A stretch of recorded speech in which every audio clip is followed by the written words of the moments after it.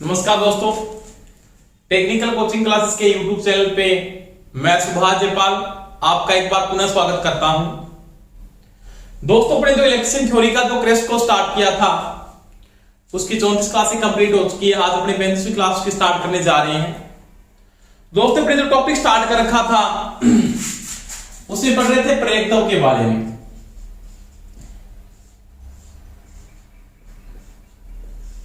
किसके बारे में दोस्तों बात कर रहे थे? प्रेरकत्व के बारे में बात कर रहे थे। प्रेरकत्व में मैंने बताया प्रेरकत्व क्या होता है, और प्रेरकत्व में अपने किसको पढ़ लिया था? स्वप्रेरकत्व को पढ़ लिया था। किसको पढ़ लिया था? स्वप्रेरकत्व। और स्वप्रेरकत्व में आपने पढ़ा था कि कोई भी एक कुंडली है या कोयल है, इसमें अगर आप क्या करते हो, वेरिएबल करंट क्या करते हो? फ्लो करते हो। मैंने इसके अंदर ऐसी को फ्लो किया। अगर इसके टर्मिनलों पर इलेक्ट्रोमोटिव फोर्स क्या होता है? इंड्यूस हो जाता है। E=L/di/dt ये हो जाता है। और ये क्या था? तो ये था आपका स्वप्रेरकत्व। क्या था इसको दोस्तों? बोला था मैंने स्वप्रेरकत्व। किसके बारे में पढ़ा था? स्वप्रेरकत्व। जहां पे मैंने बात भी की थी कि L बराबर क्या होता है, तो आपने पढ़ा था दोस्तों L बराबर होता है m²/s। आपने पढ़े कई बातें की थी कि स्वप्रेरकत्व का मान किन किन बातों पर निर्भर करता है। तो स्वप्रेरकत्व में आपने क्या पढ़ा था कि पहली बात तो मैंने वहां पे यह भी पढ़ा था कि जो स्वप्रेरकत्व का मान है L समानुपाती होता है किसके? चुंबकशीलता के समानुपाती होता है। दूसरी बात आपने वहां पे यह भी डिपेंड किया था L समानुपाती क्या होता है? AB होता है। L विलोमानुपाती होता है किसके? लंबाई। और L समानुपाती होता है टर्नों की संख्या के वर्ग के समानुपाती। और L विलोमानुपाती होता है या स्वप्रेरकत्व विलोमानुपाती होता है किसके? प्रतिस्पंद के।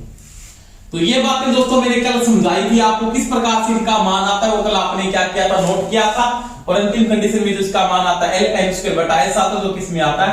हेनरी में आता है। तो ये अपने दोस्तों पढ़ रहे थे स्वप्रेरकत्व, कल पढ़ा था। आज अपने जो इसमें बात करने जा रहे हैं टॉपिक के अंदर, उसमें पढ़ेंगे अपने सहप्रेरकत्व। किसके बारे में पढ़ेंगे?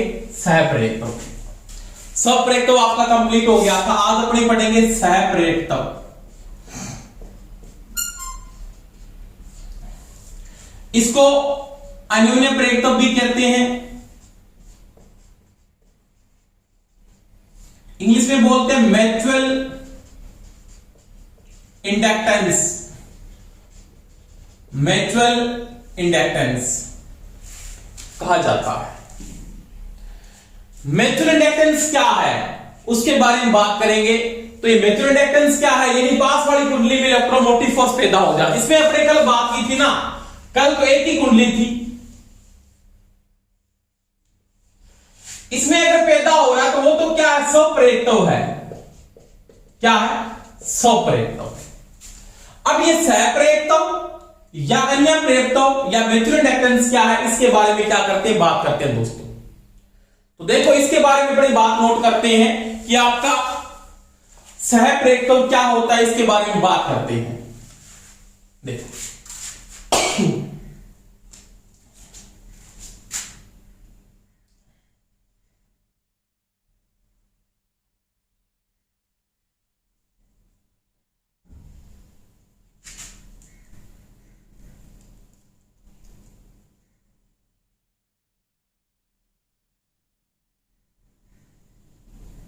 ये देखो, अब मैंने यहां पे कोई भी कुंडली को लपेट दिया, यानी इस प्रकार से कुंडली को बना लेता हूं मैं। यहां पे कुंडली को लपेट दिया ऐसे,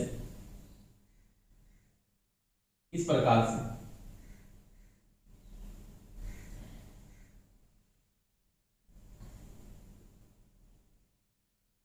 ये कुंडली को लपेट दिया और इसमें क्या करता हूं? इलेक्ट्रिकल करंट को क्या कर देता हूं? फ्लो करता हूं यहां पे ऐसे।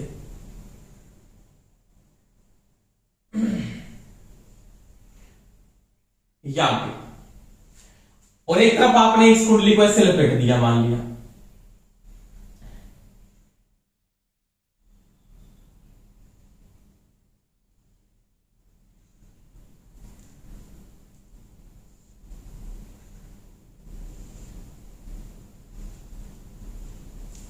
इस कुंडली को लपेट दिया।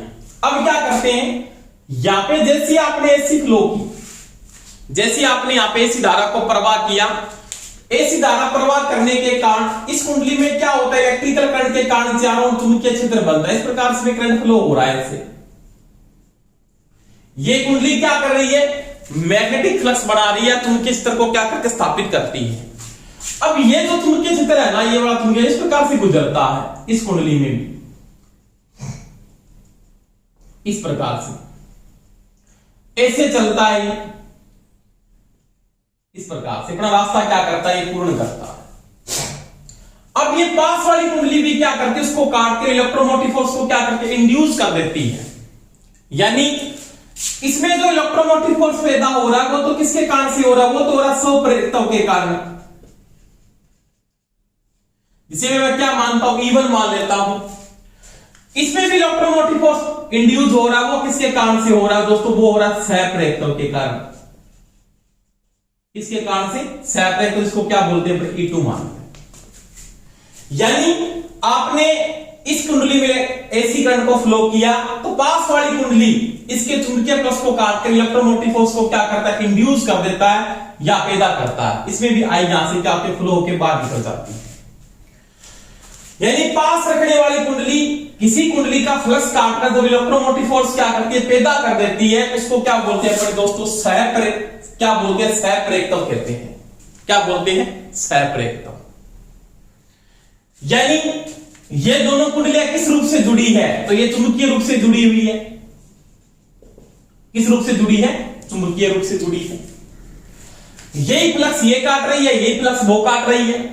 इसमें पैदा हो रहा है उसको तो बोलते हैं स्वप्रेरित, और साथ वाला काट रहा है उसको क्या बोलते हैं दोस्तों, स्वप्रेरित बोलते हैं। उसको बोलते हैं म्यूचुअल इंडक्टेंस। क्या बोलते हैं, म्यूचुअल इंडक्टेंस। अब देखो म्यूचुअल इंडक्टेंस पे ट्रांसफार्मर नॉर्मली काम करता है। म्यूचुअल इंडक्टेंस पे कौन काम करता है, ट्रांसफार्मर काम करता है। ट्रांसफार्मर की प्राइमरी वाइंडिंग किस पे काम करती है, स्वप्रेरितों पे काम करती है। सेकेंडरी किस पे काम करती है, स्वप्रेरितों पे काम करती है। दोनों किस रूप से जुड़े होते हैं, चुंबकीय रूप से जुड़े होते हैं। क्या इलेक्ट्रिकल रूप से जुड़े होते हैं, नहीं जुड़े होते, इलेक्ट्रिकल रूप से नहीं जुड़े होते। अब देखो, अब ये जो स्वप्रेरितों की जो वैल्यू है वो किन किन बातों पे डिपेंड करती है, किस प्रकार से ये मेंटेन करके चलते हैं, उसकी बात मैं करता हूं। देखो दोस्तों, मैं अगर यहां पे बात करता हूं तो आपका जो स्वप्रेरितों का मान है, यानी इसमें जो इलेक्ट्रोमोटिव फोर्स पैदा हो रहा है, इसमें जो आई आपने फ्लो किया, ये जो करंट फ्लो हुआ वो चुंबकीय क्या बना रहा है, क्षेत्र बढ़ा रहा है। यानी आई समानुपाती क्या लिखूंगा मैं, ये वाइंडिंग कौन सी इसमें टर्नों की संख्या में क्या लिखेंगे, N2 है। ये आपके पास क्या है दोस्तों, N1 है। N1 टर्न मान लेते हैं, इसमें क्या मानते हैं, N2 मान लेते हैं। तो आपका जो आई समानुपाती होगा, यहां पे आई समानुपाती सभी ने आपने क्या पढ़ा, फाई होता है। यानी धारा प्लस के क्या होगी, समानुपाती होगी। इसमें धारा फ्लो की चुंबकीय क्षेत्र बनाया, यही चुंबकीय क्षेत्र इसमें कट रहा है और वही चुंबकीय क्षेत्र इसमें कट रहा है। आगे जब मैं इसको लिखता हूं तो आगे वो क्या लिखता है कि जो इसमें इलेक्ट्रोमोटिव फोर्स इंड्यूस होता है वो क्या होगा, आई समानुपाती N2 में क्या हो जाएगा, फाई। यानी सेकेंडरी में, यानी साथ वाली वाइंडिंग में टर्नों की संख्या क्या, N2 है, तो मैं क्या लिखूंगा, आई समानुपाती N2 में क्या हो जाएगा दोस्तों, फाई हो जाएगा। अब देखो यहां पे आपने इस कुंडली में चुंबकीय क्षेत्र या चुंबकीय फ्लक्स स्थापित हुआ, वो क्या संपूर्ण फ्लक्स यहां पे कट रहा है कि नहीं कट रहा, क्या लीकेज फ्लक्स हो रहा, हाँ लीकेज फ्लक्स हो सकता होगा। यानी आपने कोर को यूज किया, यहां पे आपका लीकेज फ्लक्स होगा, तो मैं यहां पे लीकेज फ्लक्स गुणांक को यूज करता हूं, तो इसका जो आई समानुपाती होगा वो संपूर्ण फाई तो नहीं काम आ रहा, तो उसको क्या लिख देंगे दोस्तों, आप लिख दोगे K इंटू लिख दोगे N2 इंटू में क्या लिख दोगे, फाई। अब देखो यहां पे K क्या है, K यहां पे क्या है, लीकेज फ्लक्स गुणांक, क्षरण फ्लक्स गुणांक, यानी कितना काम में आ रहा है, उपयोग में कितना आ रहा है, क्षण गुणांक उसका कितना है। तो K यहां पे मैंने कांस्टेंट वैल्यू को यूज किया। अगर वो संपूर्ण काम है जिसकी वैल्यू क्या आएगी, 1 आएगी। अगर वो 80% काम है उसका मान पॉइंट क्या आएगा, 8 आएगा। 90% काम आ रहा तो पॉइंट कितना आएगा, 9 आएगा। तो वही क्या इसका क्षण फ्लक्स गुणांक मैंने यूज किया। आई समानुपाती क्या हुआ, K इंटू N2 इंटू में क्या हो गया, 5। अब देखो, अब यहां पर ये क्या है, कांस्टेंट वैल्यू है, क्या है कांस्टेंट, और कांस्टेंट में क्या है नेचुरल रिएक्टेंस इसका क्या कांस्टेंट वैल्यू है, यानी इसमें बीच में क्या पैदा चल रहा है, ये किसके कारण से हो रहा है, m के कारण से हो रहा है, नेचुरल रिएक्टेंस के कारण हो रहा है ना ये। तो मैं क्या लिख दूंगा I समानुपाती में, आप क्या लिखोगे बाद में, समानुपाती में m क्या है, स्थिरांक है, m क्या है स्थिरांक, तो इसको मैं क्या लिख दूंगा I m स्थिरांक के रूप में यूज करूंगा, बराबर में क्या आ जाएगा k n2 इंटू में क्या आ जाएगा दोस्तों 5, तो ये हो जाएगा इसकी I। अब m के बराबर यानी नेचुरल रिएक्टेंस के बराबर क्या होगा, तो m इज इक्वल टू मैं यहां पे क्या लिख दूंगा नेचुरल रिएक्टेंस के बराबर, तो ये हो जाएगा k n2 5 बटा में I, तो ये आपका इसके नेचुरल रिएक्टेंस के क्या होगा बराबर होगा। अब देखो ये वैल्यू मैंने नोट की, अब क्या यहां पे क्षण फ्लक्स गुना आपका n2 टर्नों की संख्या है, फाई क्या फ्लक्स है, I क्या प्रवाह होने वाली धारा है। इसके बाद मैं अगर यहां पे बात करता हूं आगे इसमें, इसके बाद अगर आगे बात आप करते हो यहां पे, तो देखो दोस्तों आपने पढ़ा इससे पहले मैंने आपको सब प्रयोग में बताया था, b बराबर क्या होता है, वो होता है फाई बटा में a, और आपका फाई बराबर क्या होता है, तो वो होता है b इंटू में a, ये होता है। इसका मतलब फाई की जगह मैं ये यूज कर सकता हूं, यानी m बराबर क्या लिख सकता हूं, m बराबर लिख सकता हूं k इंटू n2, फाई को हटाके फाई की जगह क्या लिखा मैंने b इंटू में a बटा में क्या हो जाएगा दोस्तों a, तो ये क्या हो जाएगा आपका दोस्तों m के बराबर लिख सकता हूं। यहां पे मैंने किसको यूज किया है, b इंटू a, फ्लक्स घनत्व को मैंने यहां पे यूज किया है। और कल आपने ये भी पढ़ा था म्यू बराबर क्या होता है, b बटा h, b बटा h, म्यू क्या है चुंबकशीलता, जो आपने यहां पे कोर की उसकी चुंबकशीलता का मान कितना है वो मेंटेन करेगा, तो b बराबर क्या होगा, b बराबर होगा म्यू इंटू में h, क्या होगा म्यू इंटू h होगा। तो मैं यहां पे नोट करूंगा इस बात को, लिख दूंगा k इंटू n2, b की जगह क्या लिख दूंगा म्यू इंटू में h इंटू में क्या हो जाएगा a बटा में क्या आ जाएगा दोस्तों, बटा में क्या आ जाएगा यहां पे भी a, यानी b को हटा के b की जगह आपने म्यू इंटू h लिख दिया, यहां पे भी a की वैल्यू आ गई, यहां पे भी क्या आ गया एरिया आ गया आपके पास, सॉरी ये यहां पे क्या है, तो यहां पे क्या है आई है, क्योंकि यहां पे तो वैल्यू लिख रहे हैं वो किसका मान है, यहां पे आई का मान है। अब देखो अब ये जो मान आ रहा है वो किसके बराबर है, m बराबर k n2 mu h into a बटा में क्या हो गया आई हो गया। अब ये किसके बराबर है, नेचुरल रिएक्टेंस के बराबर हो गया। ये कंडीशन कहां से आ रही है, तो ये कंडीशन आपने इस कंडीशन को हल किया है तो आपके पास ये कंडीशन आ जाती है, समझ में आ गई मेरी बात। तो वो किस कंडीशन को वहां पे यूज करता है। उसके बाद में अगर बात करता हूं, कल आपने ये भी यूज किया था, क्या यूज किया था, H बराबर आपने क्या लिखा था, H बराबर होता है दोस्तों FM बटा में L, FM बटा में L, magnetic force primary winding पैदा कर रही है। जिस प्रकार से मैंने कोर को बनाया था इस प्रकार से,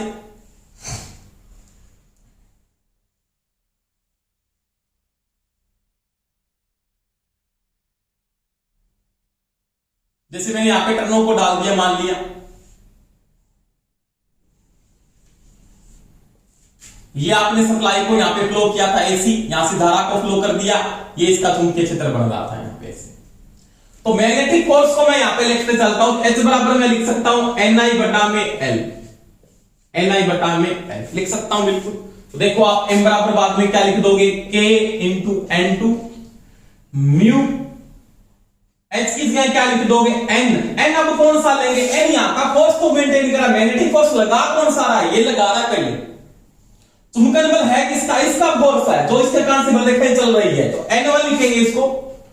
इसमें टर्नों की संख्या क्या आपके पास N1 है, इसमें क्या है N2 है, तो यहां पे क्या लिख दिया मैंने N1 इंटू में क्या दोस्तों I, इंटू में आपने किसको हटाया, H को हटाया, इसकी जगह आपने A को लिख दिया, वापिस यहां पे A आ गया, बटा में क्या आ गया आपके पास I आ गया। तो आप में यहां पे क्या कंडीशन बची, I से तो I कट जाएगा, I से I कट जाएगा, तो आपके पास क्या बचा M बराबर आपके पास आएगा K N2, यहां पे आ जाएगा ये N1 इंटू म्यू इंटू में क्या आ जाएगा A। अब देखो इसके बटा में यहां पे क्या था L और था, तो बटा में यहां पे क्या लगा लेंगे L और लगा लेंगे, L आ गया यहां पे। अब देखो, अब ये जो कंडीशन आ रही है ना, ये कहां से आई कंडीशन, तो ये कंडीशन आपकी यहां से आ रही है। समझ में आ गई मेरी बात। अब देखो, इसको जब आप आगे हल करते हो तो मैंने आपको कल समझाया था कि 1 जो s होता है ना, वो किसके बराबर होता है, वो होता है म्यू a/l होता है। ये कल आपने नोट किया था। s क्या है, यहाँ पे प्रतिष्ठम्भ है, ये प्रतिष्ठम्भ के बराबर होता है, यानी मैं m बराबर अब क्या लिख सकता हूं, तो मैं लिख सकता हूं इसका उल्टा, यानी क्या लिखूंगा, k लिख दूं, k इंटू में n2 इंटू में n1, या इसको ऐसे लिख लो, n1 गुणा में n2 बटा में क्या आ जाएगा दोस्तों, s आ जाएगा। क्या आ जाएगा, s। अब ये s किसको हटाया, तो म्यू a/l को हटा के बटा में क्या लगा दिया आपने, s लगा दिया। m बराबर क्या होता है, k n1 इंटू n2 बटा में s बराबर में क्या होता है, m होता है। अब देखो, ये किसके बराबर है, म्यूचुअल इंडक्टेंस के बराबर। ये कहां से कंडीशन आ रही है आपकी, यहां से कंडीशन आ रही है, यानी इस कंडीशन को जो आपने नोट किया वो कहां से नोट किया है, तो वो आपने यहां से क्या किया, नोट किया है। अब देखो, इसको जब मैं आगे हल करता हूं, इस कंडीशन को जब आप आगे हल करते हो, इसको आप आगे और हल करके लिख सकते हैं। कैसे, वो उसकी बात करते हैं।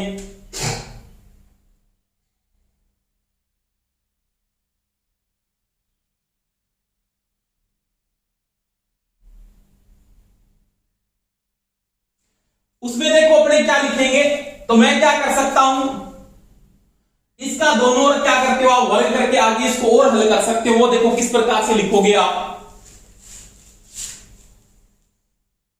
यहां पे नोट कर लेते हैं। दोनों ओर क्या करता हूं, वर्ग कर लेता हूं, यहां पे भी वर्ग कर दिया और इसका भी क्या कर दिया आपने, वर्ग कर दिया। दोनों ओर क्या कर लिया, वर्ग किया, कोई फर्क नहीं पड़ता। यानी मैं लिख देता हूं, दोनों ओर वर्ग करने पर, दोनों और वर्ग करने पर क्या आएगा, देखो तो ये तो दोस्तों हो जाएगा m स्क्वायर। क्या हो जाएगा, m स्क्वायर बराबर में क्या आ जाएगा, k स्क्वायर इंटू में क्या आ जाएगा, n1 स्क्वायर इंटू में क्या आ जाएगा, n2 स्क्वायर बटा में क्या आ जाएगा दोस्तों, s स्क्वायर। अब देखो, इस चीज को मैं आगे क्या लिख सकता हूं, तो m स्क्वायर बराबर मैं ये भी लिख सकता हूं k स्क्वायर इंटू में इसको ये लिख सकता हूं n1 का स्क्वायर बटा में s इंटू में n2 का स्क्वायर बटा में s। s गुना s क्या होता है, s स्क्वायर होता है। अब देखो n1, इसका मतलब मैंने यहां पे ये लिख सकता हूं l1, मैंने जो आपको कल समझाया था वो होता है n स्क्वायर बटा में s होता है। होता है नहीं होता है, बिल्कुल। तो यहां पे मैं आगे क्या लिख दूंगा, इसको आगे जैसे ही आप इसको लिखोगे तो आपके पास क्या आएगा, m स्क्वायर बराबर आ जाएगा k स्क्वायर, इसकी जगह तो क्या आ जाएगा, l1 का स्क्वायर, और इसके बराबर क्या हो जाएगा आपका l1 का स्क्वायर इनटू में क्या हो जाएगा, l2 का स्क्वायर, यानी l2 बराबर क्या होगा, n2 स्क्वायर बटा में s, ये हो जाएगा। तो यहां पे क्या लिख दोगे, l2 का स्क्वायर। इसका स्क्वायर हटाओगे उस पे क्या लग जाएगा, रूट। इसका इसको डालो, साथ साथ में आप नोट करते जाना। m बराबर क्या हो जाएगा, तो इसका पूरे का कर दो रूट, k का स्क्वायर का रूट इनटू में क्या आ गया, l1 का स्क्वायर, यानी क्या आ गया l1 स्क्वायर नहीं आएगा दोस्तों, l1 यानी n स्क्वायर बटा s क्या है, l1 गुना l2 हो जाएगा, तो यहां पे हो जाएगा l1 गुना में l2। अब देखो m बराबर फिर क्या हो जाएगा, m बराबर हो जाएगा फिर k स्क्वायर का रूट निकल जाएगा, k बार हो जाएगा, यहां पे आ जाएगा l1 गुना में l2 का रूट। तो ये कंडीशन आ जाएगी। ये जो आपकी अंतिम कंडीशन है, म्यूचुअल इंडक्टेंस बराबर क्या होता है, तो ये कंडीशन होती है। समझ में आई मेरी बात। यानी L1 किसके बराबर है, तो n स्क्वायर बटा s के बराबर, मैंने ये लिख दिया। L2 किसके बराबर है, तो n2 स्क्वायर बटा में क्या s के बराबर, तो मैंने ये लिख दिया। तो m बराबर क्या हो, इसका रूट किया, इसका रूट k स्क्वायर का रूट और k आ गया, इसका रूट नहीं निकाला, दोनों गुणा में आ गए यहां पे। तो यानी m म्यूचुअल इंडक्टेंस बराबर क्या होता है, k इंटू L1 गुणा में L2 का रूट होता है। L1 का मतलब आपके पास पहली वाइंडिंग का ब्रेक तक जो डिपेंड करे, L2 का मतलब सेकेंडरी वाइंडिंग का ब्रेक तक डिपेंड कर रहा है। तो ये इसका क्या होता है, म्यूचुअल इंडक्टेंस की वैल्यू होती है। अब देखो अगर आपको म्यूचुअल इंडक्टेंस की वैल्यू दी हो और आपको यहां पे पूछ रहे लीकेज फ्लक्स गुणांक यानी के की वैल्यू क्या है, तो के बराबर क्या लिख सकता हूं, तो वो भी आप के बराबर नोट कर सकते हो। यानी के किसके बराबर होगा, तो के बराबर यहां पे क्या लिखा जा सकता है, तो वो देखो आराम से। तो के बराबर क्या लिख दूंगा, के बराबर हो जाएगा भी गुणा वाला आ जाएगा भाग में m बटा L1 गुणा में L2 का रूट। तो के बराबर आप ये भी देख सकते हो। तो ये दोस्तों है म्यूचुअल इंडक्टेंस, यानी दोनों के बीच में जब इंडक्शन हो रहा है उसमें म्यूचुअल इंडक्टेंस की वैल्यू किसके बराबर होती है, तो वो इसके बराबर होती है। उसका मान भी किसमें आता है दोस्तों, ये भी आता है हेनरी में।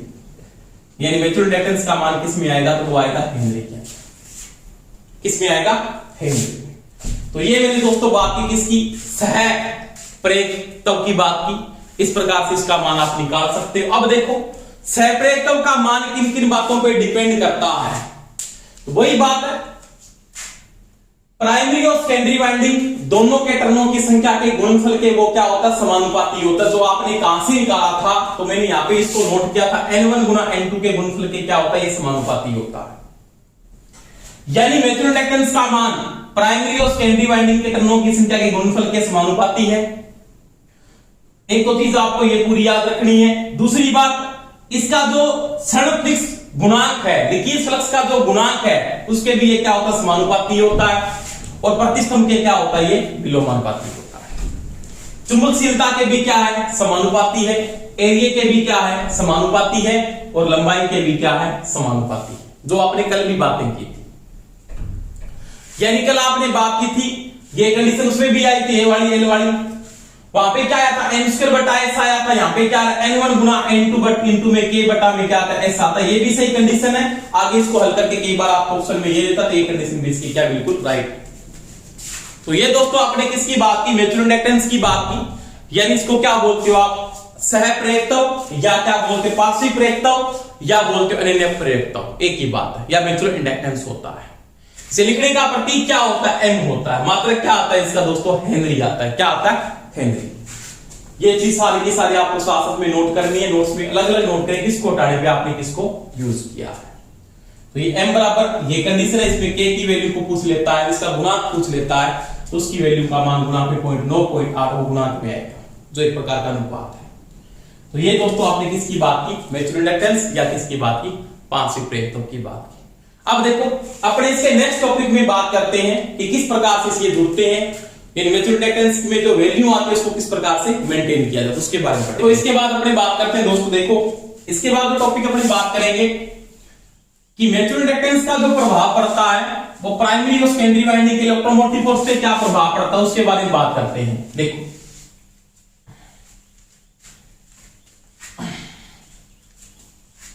जैसे मैं बात करता हूं कि आपके पास कोई भी एक प्राइमरी वाइंडिंग को मैं यूज कर रहा हूं, जैसे आपने ये बात यहां पे नोट किया था,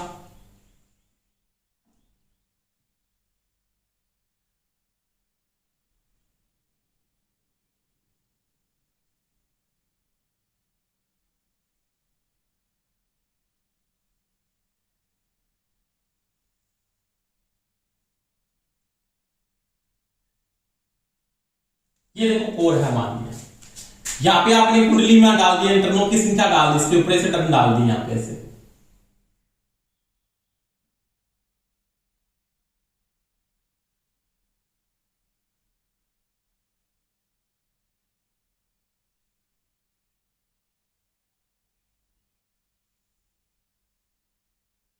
और यहां से आई का फ्लो हो रहा है, इसमें ऐसे करंट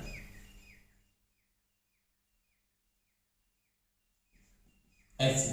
अब देखो यहां पे आपके पास क्या है दोस्तों, सेकेंडरी वाइंडिंग की मैं अगर बात करता हूं, इस प्रकार से यहां पे आपने सेकेंडरी वाइंडिंग डाल रखी है, मान लिया इस प्रकार से ऐसे।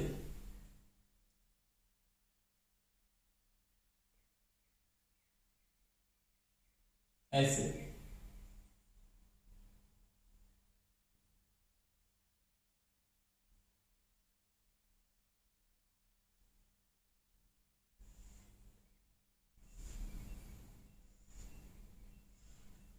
अब क्या है यहां पे जो इलेक्ट्रोमोटिव फोर्स पैदा हो रहा है, यानी इसमें जो पैदा हो रहा है इसको क्या बोलेंगे, E1 बोलेंगे, और इसमें क्या पैदा हो रहा है दोस्तों, E2 बोलेंगे।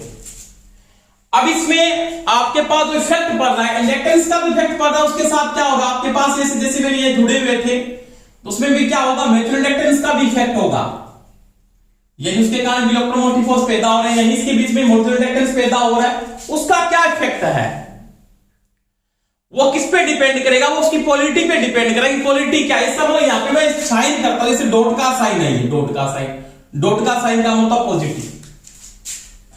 अब यहाँ पे डॉट का साइन है, यहाँ पे कौन सा साइन है वो मेंटेन करेंगे, आपका इवन होगा ना, वो इलेक्ट्रोमोटिव फोर्स को मेंटेन करेगा, तो म्यूचुअल इंडक्टेंस की वैल्यू आएगी वो डिपेंड करेगा। इवन बराबर क्या होगा, तो वो होगा L1 di बटा dt, L di बटा dt, आप प्लस यहां पे लिखा जाएगा प्लस माइनस M di बटा dt, M di बटा dt, यानी म्यूचुअल इंडक्टेंस का जो इफेक्ट होगा वो किसके बराबर होगा, E1 की जो वैल्यू आएगी वो किसके बराबर होगी, तो वो क्या होगी L1 di बटा dt plus minus M di बटा dt। अगर यहां पे मैं यहां पे बात करूं E2 की बात करें तो E2 बराबर क्या होगा, फिर हो जाएगा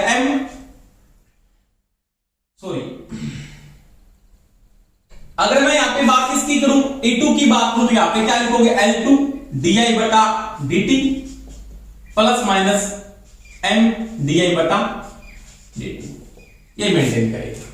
यानी जो E1 व E2 का जो मान डिपेंड करेगा वो किस मान पे डिपेंड करता है, तो वो दोनों की वैल्यू पे डिपेंड करेगा, L2 के साथ, यानी L1 का मान क्या था और L2 का मान क्या था।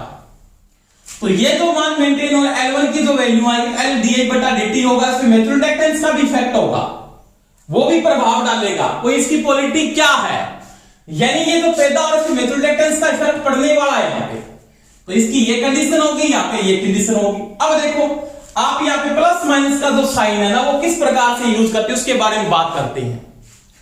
यानी आपको कोई पूछ लेता है कि म्यूचुअल इंडक्टेंस में E1 किसके बराबर होता है, E1 बराबर होता है L di बटा dt plus minus M di बटा dt होता है, ये याद रखना अपने को। E2 क्या होगा, L2 इसका होगा di बटा dt plus minus M di बटा dt के बराबर होगा। तो ये दोस्तों मैंने बात की म्यूचुअल इंडक्टेंस की। अब इसका जो प्लस माइनस का जो इफेक्ट है ना वो कैसे यूज करेंगे वो देखो। अब देखो अगर वो यहां पे कहता है कि ये डॉट साइन से मेंटेन करते हैं, किससे, डॉट साइन, इसको लिख देता हूं यहां पे डॉट साइन। डॉट साइन का मतलब होता है प्लस, क्या होता है प्लस। यहां पे भी डॉट का साइन है, क्या है डॉट का साइन, इसका मतलब यहां पे करंट क्या निकल रहा है आपका, ऐसे बाहर निकल रहा है मान लीजिए, और यहां से क्या जा रहा है करंट वापस अंदर जा रहा है। अब देखो इसमें देखो आपने मैंने कल दाएं हाथ नियम आपको करवाया था, यानी करंट की डायरेक्शन क्या है, तो करंट आपका कैसे घूम रहा है, इसके अंदर ऐसे चल रहा है करंट, देखो आपका इस प्रकार से क्या बढ़ रहा है, चारों चुंबकीय क्षेत्र स्थापित कर रहा है। आपकी करंट की डायरेक्शन क्या थी, करंट की डायरेक्शन आपने किस प्रकार से यूज किया, इस प्रकार से करंट की डायरेक्शन को यूज किया है। देखो चुंबकीय रेखा ऐसे घूम रही है, करंट की डायरेक्शन आपकी क्या ऐसे, समझ में आ गई बात। तो करंट की डायरेक्शन आपकी क्या ऐसे, ये पॉजिटिव साइन है ना, यहां पे भी पॉजिटिव साइन है, इसमें आप अगर मेंटेन करो तो करंट की डायरेक्शन दोनों में क्या आ रही है, सेम आ रही है। और करंट की डायरेक्शन में डॉट का साइन, इसका मतलब यहां पे डॉट साइन है और यहां पे अगर डॉट का साइन है तो करंट की डायरेक्शन दोनों में क्या है, सेम है, क्या है सेम डायरेक्शन में करंट क्या हो रहा है, फ्लो हो रहा है।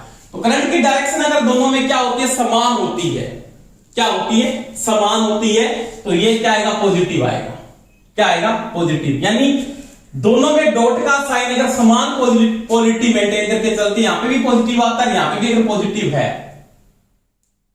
तो इसका जो ये जो वैल्यू आएगी ये किसकी आएगी, फिर प्लस की आएगी। अब मैं इसकी अगर बात को ऐसे बना दिया, मान लीजिए डॉट साइन में आपने,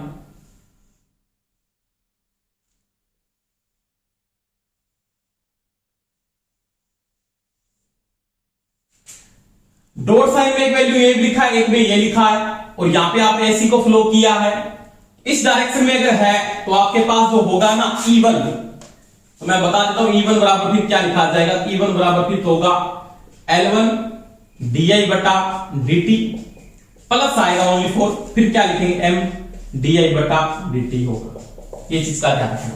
और फिर E2 किसके बराबर होगा, L2 di बटा dt प्लस M di बटा dt, ये चीज का ध्यान रखना। डॉट में अगर सेम पोलरिटी है, दोनों की पोलरिटी क्या है, समान है, इसका मतलब यहां पे भी प्लस है और यहां पे भी प्लस है, पोलरिटी क्या है, समान है। आपका जो डॉट का साइन समरूप आता है, समरूप पोलरिटी पे आता है, तो ये क्या होगा, प्लस हो जाएगा। अगर इसकी पोलरिटी विपरीत आती है म्यूचुअल इंडक्टेंस की, फिर ये क्या होता है, माइनस। उसमें कैसे करेंगे, देखो आराम से। अगर इसकी पोलरिटी ऐसे दे देता है,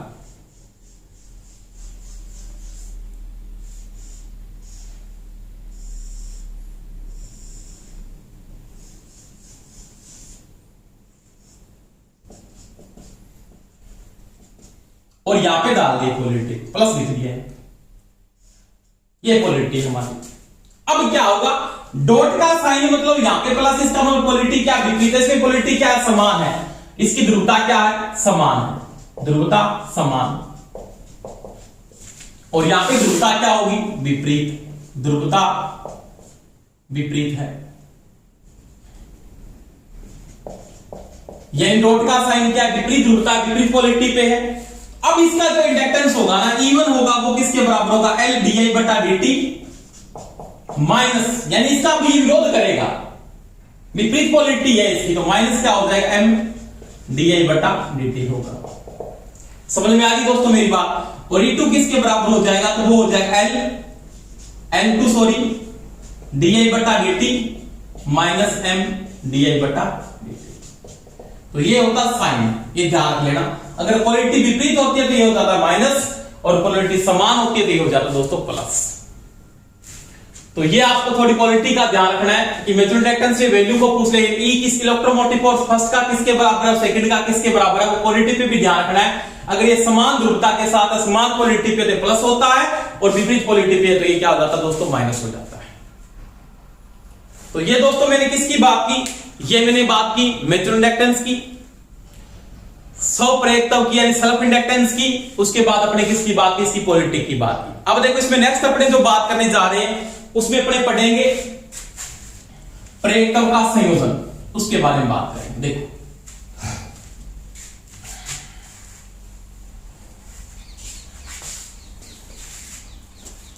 इसके बाद दोस्तों अपने बात करेंगे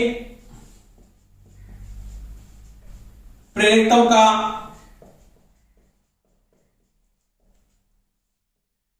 संयोजन, यानी उसको इक्विवेलेंट प्रेरकत्व का मान बढ़ाने के लिए या उसका मान कम करने के लिए अपने उसको क्या करते हैं, जोड़ते हैं। कितने प्रकार से जोड़ा जाता है, तीन प्रकार से अपने उसको जोड़ सकते हैं, सीरीज क्रम में, समांतर क्रम में, और किस क्रम में जोड़ सकते हैं, मिश्रित क्रम में जोड़ सकते हैं। अब देखो उसमें सबसे पहले मैं बात करता हूं किस क्रम को पढ़ेंगे, अपने पढ़ेंगे श्रेणी संयोजन को, इसके बारे में पढ़ेंगे श्रेणी संयोजन, सीरीज संयोजन। मैंने आपको समझाया पहले भी, R load, L load, C load. अगर अकेला लोड है तो उसमें कौन सा योग चलता है, बीजगणितीय योग चलता है। डीसी में अकेला ये लोड काम करता है, एसी में सारे के सारे भार आपके क्या करते हैं, काम करते हैं। जैसे मैं बात करता हूं कि मेरे पास श्रेणी का मतलब होता है श्रेणी क्रम में ये कंडीशन जुड़ी हुई है इस प्रकार से, एक पर एक तो ये जुड़ गया, एक ये जुड़ गया और एक ये जुड़ गया। तीनों किस क्रम में जुड़े हैं, श्रेणी क्रम।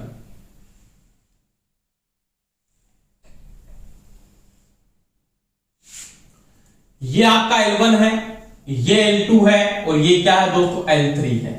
यहां पे अपने एसी सप्लाई को फ्लो किया है, एसी धारा आपने इसके अंदर क्या कर दी दोस्तों, प्रवाह कर दी। आइए, तो मैंने दोस्तों यहां पे बात भी की थी कि जब सर्किट आपका एक ही प्रकार का होगा, पिछले वीडियो आप देखोगे, सर्किट जब आपका एक ही प्रकार का होगा तो सीरीज के अंदर कौन सा नियम लागू होता है, सभी को पता, श्रेणी क्रम में कौन सा नियम लागू होता है, केवीएल लागू होता है। क्या लागू होता है, केवीएल। पहली बात, यहां पे सभी के मध्य धारा का मान क्या होगा, समान होगा। ये I बराबर होगा I1 बराबर I2 बराबर क्या होगा, I3। इतने भी जुड़े बराबर का निशान क्या हो जाएगा, IN हो जाएगा। धारा का मान सभी में क्या होगा दोस्तों, समान होगा। पहली बात हुई श्रेणी क्रम के अंदर। दूसरी बात, इसके मध्य जो इलेक्ट्रोमोटिव फोर्स इंड्यूस होगा, ये भी पैदा करेगा ना, ये भी पैदा करेगा, ये भी पैदा करेगा। इसका मतलब इसके मध्य होगा, उसको क्या बोलेंगे, E1, इसके मध्य पैदा होगा E2, इसके मध्य पैदा होगा E3। और यहां पे जो पैदा होगा वो क्या होगा, टोटल होगा। यानी आप केबीएल को जब लगाओगे तो केबीएल के अनुसार क्या हो जाएगा, ईटी बराबर क्या लिखेंगे, E1 plus E2 plus E3, जितने भी आगे जुड़े प्लस का निशान En हो जाएगा। क्या हो जाएगा, En हो जाएगा। अब देखो इस कंडीशन को आपने नोट किया था पहले श्रेणी संयोजन के अंदर। मैं यहां पे श्रेणी संयोजन की बात कर रहा हूं, यानी आप लिख देते हो LT बराबर L1 प्लस L2, वो कहां से आता मैं उसकी बात कर रहा हूं। देखो आपने क्या लिखा इसमें, आपने लिखा था E equal to L di बटा dt होता है। तो देखो इसमें जो आपके पास ET होगा E1 plus E2 plus E3 बराबर में क्या होगा, E1 इसकी क्या होगी, संख्या होगी। अब E इक्वल टू क्या है, L di बटा dt, तो L इक्विवेलेंट में T इक्वल टू मैं क्या लिख सकता हूं, LT इक्वल टू मैं लिख सकता हूं LT इंटू में di बटा dt बराबर में क्या हो जाएगा, L1 di बटा dt प्लस L2 di बटा dt प्लस में क्या हो जाएगा दोस्तों, L3 di बटा dt। समझ में आ गई मेरी बात। अब देखो di करंट जो फ्लो हो रहा है, डिफरेंस ऑफ करंट सभी में एक ही समान फ्लो हो रहा है। करंट की वैल्यू क्या, एक के टाइम भी सभी में क्या एक है।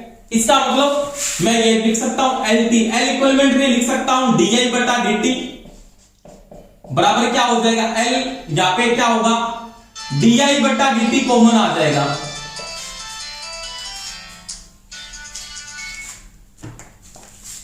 यानी अब यहां पे क्या होगा कि di बटा dt क्या हो जाएगा, कॉमन आ जाएगा। तो यहां पे क्या बचेगा, यहां पे बचेगा L1, यहां पे क्या बचेगा L2, यहां पे क्या बचेगा L3। आगे इतने भी जुड़े होते प्लस का निशान आपके लिख सकते थे आप।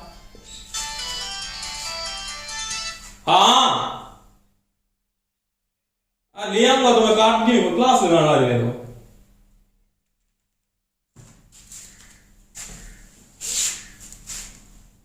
देखो मैं इसको क्या लिख सकता हूं आगे, तो आगे मैं इसको लिख सकता हूं LT di बटा dt। अब देखो यहां पे कॉमन क्या आ रहा है, di बटा dt सभी में क्या समान हो रहा है। इन सभी में di बटा dt क्या है, di का मतलब डिफरेंस ऑफ करंट समान फ्लो हो रहा है, डिफरेंस ऑफ टाइम सभी में भी क्या है, समान है। तो यहां पे जो कॉमन आएगा वो di बटा dt कॉमन आएगा। यहां पे क्या बचेगा, यहां पे बचेगा L1 प्लस क्या बचेगा L2 प्लस क्या बचेगा L3। आगे इतने भी जुड़े थे क्या होता प्लस में L। अब देखो di से di बटा dt कैंसिल हो जाएगा, तो L इक्विवेलेंट क्या होता है, तो LT बराबर यहां पे लिखा जाता है L1 plus L2 plus L3। इतने भी जुड़े प्लस का निशान लगा के लिख देंगे LN। इसका मतलब श्रेणी क्रम में प्रेरकत्व का मान बढ़ता है। रीजन क्या है, ये रीजन मैंने आपको यहां पे समझा दिया है। यानी इसका जो L इक्विवेलेंट होगा वो L1 plus L2 plus L3 सभी का क्या होगा, बीजगणितीय योग होता है। क्या होता है, बीजगणितीय योग। और किसके कारण से होता है, वो आपने कौन सा नियम लगाया, यहाँ पे केबीएल को लगाया है। किसको लगाया दोस्तों, केबीएल को। तो इसका जो L इक्विवेलेंट है वो सभी का क्या होगा, जोड़ होगा। जैसे मैं बात करता हूं, ये 10 हेनरी का है, ये 20 हेनरी का है, ये 40 हेनरी का है, तो इसका जो L इक्विवेलेंट आएगा वो 40 से भी क्या आएगा, ज्यादा आएगा। 40 से भी क्या आएगा, ज्यादा आएगा। यानी इसकी जो वैल्यू होगी वो 40 से भी क्या होगी, ज्यादा होगी। तो इसका जो मान आएगा तो उसमें क्या लिख देंगे, 10 प्लस 20 प्लस 40, तो ये क्या हो जाएगा, 70 हेनरी। कितना हो जाएगा, 70 हेनरी। अगर वो ये कहता है सारे समान मान के हैं, तो समान मान के लिए क्या लिख सकते हो, समान मान के लिए L इक्विवेलेंट क्या हो जाएगा, L इंटू क्या हो जाएगा, N। जिस प्रकार से रेजिस्टेंस में होता है सेम इस कंडीशन में इसके अंदर होता है। तो ये दोस्तों मैंने किसमें बात की थी, श्रेणी क्रम में। L इक्विवेलेंट या श्रेणी क्रम में इसका मान क्या होता है, बढ़ता है। और रीजन क्या है, पूरा रीजन मैंने आपको समझा दिया। दोबारा मैं एक बार रिपीट कर रहा हूं, श्रेणी क्रम में धारा का मान समान होता है। जैसे आप केबीएल को अप्लाई करते हो, E1 plus E2 plus E3 यानी V1 plus V2 plus V3 लिख सकते हो। तो मैंने इक्वल टू क्या लिखा, L di बटा dt, आपने नोट किया था। अब ये वैल्यू आप जब इसमें डालते तो आपके पास di बटा dt यहाँ पे क्या कॉमन आ जाता है, और ये क्रॉस होने के बाद L इक्विवेलेंट आता है वो इसके क्या होता है, बराबर होता है। अगर प्रत्येक प्रेरकत्व का मान क्या है, समान है, L इक्विवेलेंट जो आएगा वो क्या होगा, L इंटू N के बराबर होता है। तो ये दोस्तों किसकी बात की, सीरीज की बात की। अब देखो अगर मैं इसके बाद बात करता हूं समांतर क्रम की, किसकी बात करें, समांतर की, वो देखो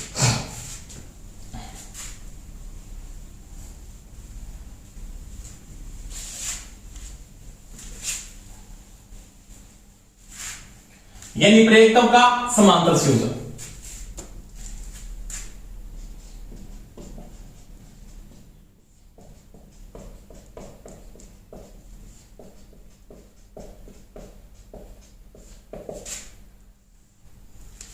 यानी आपके जो प्रेरकत्व वो किस क्रम में जुड़े हैं, समांतर क्रम में जुड़े हैं। जैसे ये कंडीशन है, मान लिया इस प्रकार से जुड़े हुए हैं।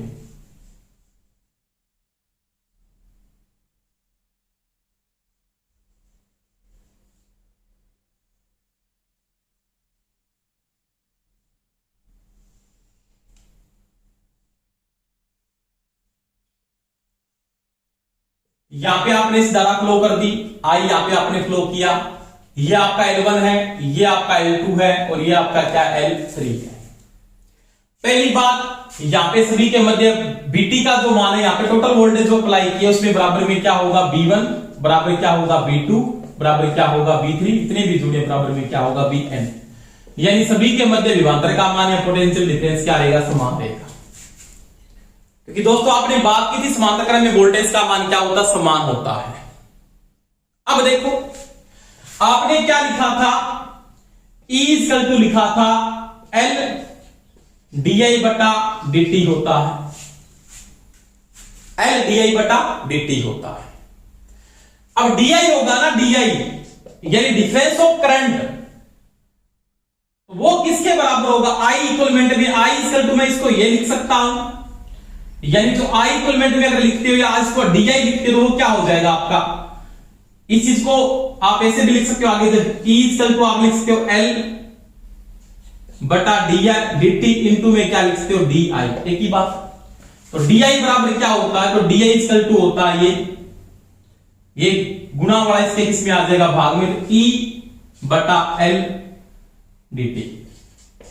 तो di इक्वल टू क्या हो जाएगा, तो di इक्वल टू हो जाएगा dt बटा E, dt बटा में सॉरी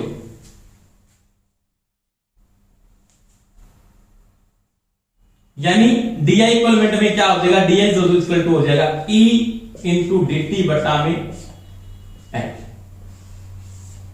तो ये इसके किसके बराबर हो जाएगा, di के बराबर होगा। अब देखो I इक्वलमेंट में ये लिख सकता हूं, I बराबर ये लिखा जा सकता है क्या, E इंटू dt बटा L, ये लिख सकते हो।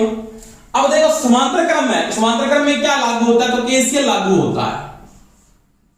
क्या लागू होता है, KCL। तो KCL के अनुसार क्या कंडीशन मेंटेन हो रही है, KCL जब लगाओगे तो KCL इक्वल टू क्या होता है, IT इक्वल टू होता है I1 plus I2 plus I3, इतने भी जुड़े प्लस का निशान IN हो जाएगा। IT किस जगह क्या लिख सकता हूं, लिख सकता हूं ET, एक ही बात है, इंटू में क्या लिखता हूं DT, बटा में क्या लिख सकता हूं LT, एक ही बात, बराबर में क्या आ जाएगा E1 dt बटा में L1, E2 dt बटा में L2, E3 dt बटा में L3 और आगे इतने भी जुड़े हैं En dt बटा में L। अब देखो सभी में इलेक्ट्रोमोटिव फोर्स यानी वोल्टेज का मान तो क्या रहेगा, समान रहेगा, इन सभी का मान क्या है, समान है। अब ये तो क्या आ रहा है, कॉमन आ रहा है, यानी इसको मैं लिख सकता हूं E dt बटा LT बराबर में E dt कॉमन आ जाएगा, तो यहां पे क्या बचेगा, 1 बटा L1 प्लस 1 बटा L2 प्लस 1 बटा L3 बराबर प्लस में 1 बटा Ln हो जाएगा, ये कंडीशन आ जाएगी। अब ये इससे क्या होगा, कट जाएगा, तो 1 बटा L इक्वलमेंट में क्या आ जाएगा, तो लिखा जाएगा 1 बटा L1 प्लस 1 बटा L2 प्लस में 1 बटा L3 प्लस का निशान 1 बटा Ln, तो ये इसके क्या होगा, बराबर होगा। यानी इसकी जो वैल्यू आ रही है वो इसके बराबर होती है, ये चीज आपके समझ में आ गई। दोबारा मैं रिपीट कर रहा हूं, समांतर क्रम में वोल्टेज का मान समान रहेगा, ये कंडीशन लागू होगी, equal to I equal to ये लिख सकते हो इसके बाद आपने नोट की बात को, तो प्रयुक्त में KCL लागू होता, समांतर क्रम में तो मैंने KCL को लागू किया और KCL लागू करने के बाद ये कंडीशन आती है। अगर सभी का मान समान मान के लिए अगर मैं नोट करता हूं, अगर समान मान के हैं, समान मान के लिए क्या लिख दोगे, LT बराबर, तो वो होता है दोस्तों L बटा में N, L बटा में N। जैसे RT में पढ़ा था समान मान के, R बटा क्या होता है N होता है, उसी प्रकार LT बराबर यहां पे क्या होता है L बटा में N हो जाएगा। अब देखो अगर ये दो असमान मान के जुड़े हो, कितने जुड़े हो, दो से पहले मैं इसमें बात करता हूं, अगर आपको ये कंडीशन नहीं दी है तो आपको वो ये भी लिख के दे सकता है LT बराबर क्या, 1/1/L1 plus 1/L2 plus 1/L3, इतने भी आगे जुड़े प्लस का निशान लगा के 1/Ln लिख सकता है, एक ही बात है। अगर ऐसे नहीं लिखता तो LT बराबर ये भी लिखा हो सकता है क्या, 1/LT sorry 1/L1 plus 1/L2 plus 1/L3 plus में 1/Ln, ब्रैकेट में लगा के पावर माइनस क्या कर देता है, यानी ब्रैकेट में इसको बंद करके ऐसे लिख सकता है, प्लस का निशान लगा के यहां पे 1/Ln, ब्रैकेट बंद, पावर माइनस क्या होगी, 1 हो जाएगी, एक ही बात है। तो ये आपका L इक्विवेलेंट बराबर में वो लिख सकता है, समान मान के लिए मैंने आपको ये लिख दिया। अब कहता है दो असमान मान के, दो असमान मान के लिए क्या हो जाएगा, जो मैंने पहले समझाया आपको, LT बराबर इसको लिख सकते हैं L1 गुणा में L2 बटा में L1 प्लस में L2, तो ये हो सकता है। अगर तीन असमान मान के हैं